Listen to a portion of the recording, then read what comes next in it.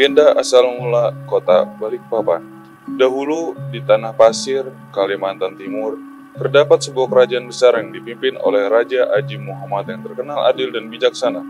Berkat kepemimpinan sang raja, negeri itu senantiasa aman, makmur, dan sentosa. Penduduknya hidup dari hasil laut dan pertanian yang melimpah. Negeri itu memiliki wilayah yang cukup luas. Salah satunya adalah sebuah teluk dengan pemandangan yang amat indah. Raja Aji Muhammad memiliki seorang putri bernama Aji Tatim. Dialah calon tunggal pewaris tahta kerajaan. Itulah sebabnya, semua kasih sayang ayah dan ibunya tercurah kepada Aji Tatim. Puluhan dayang-dayang istana selalu mendampingi Aji Tatim untuk menjaga, merawat, melindunginya, dan memastikan segala keperluan Aji Tatim terpenuhi. Setelah beranjak dewasa, Putri Aji Tatim dinikahkan dengan seorang putra bangsawan dari Kutai. Sebagai putri tunggal, pesta pernikahan Aji Tatim dilangsungkan sangat meriah. Puluhan sapi dan kerbau disembelih untuk dihidangkan kepada para tamu undangan dari berbagai penjuru negeri. Tidak hanya para pembesar dari kerajaan tetangga, tetapi juga seluruh rakyat negeri itu turut berpesta.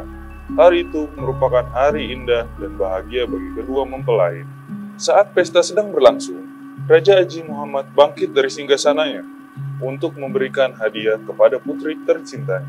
Putriku, Aji Tatim, di hari yang penuh bahagia ini, ayah memberikan wilayah teluk yang indah dan mempesona itu sebagai hadiah pernikahanmu, kata sang raja di hadapan putri dan disaksikan oleh seluruh undangan.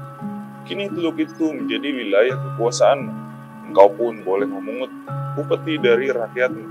Terima kasih ayahanda, semoga Ananda bisa menjaga amanat ini, ucap Putri Aji Tatim dengan perasaan bahagia. Sejak itulah, Putri Aji Tatim menjadi raja di teluk tersebut untuk memungut upeti dari rakyat. Ia dibantu oleh suaminya dan seorang abdi setia bernama Panglima Sendong. Ketika itu, upeti yang dipungut dari rakyatnya berupa hasil bumi, terutama kayu yang sudah berbentuk papan. Papan tersebut akan digunakan untuk membangun istana. Suatu hari, orang-orang kepercayaan Putri Aji Tatim yang dipimpin oleh Panglima Sendong sedang memungut upeti dari rakyat. Upeti berupa papan tersebut diangkut melalui laut dengan menggunakan perahu. Namun, ketika mereka telah hampir sampai di teluk, tiba-tiba angin bertiup sangat kencang. Selang beberapa saat kemudian, gelombang laut yang amat dahsyat menerjang perahu yang mereka tumpangi. Seluruh penumpang perahu menjadi sangat panik. "Ayo, cepat dayung perahunya ke teluk," teriak Panglima Sendong.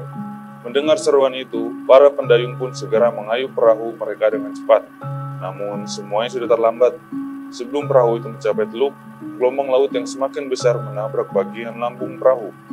Air laut pun masuk dan memenuhi seluruh bagian perahu. Tak ayal, perahu yang dipenuhi papan kayu itu pun terbalik. Perahu yang sudah hampir tenggelam itu kemudian terbawa gelombang laut dan akhirnya terhempas ke sebuah karang di sekitar teluk sehingga pecah berantakan.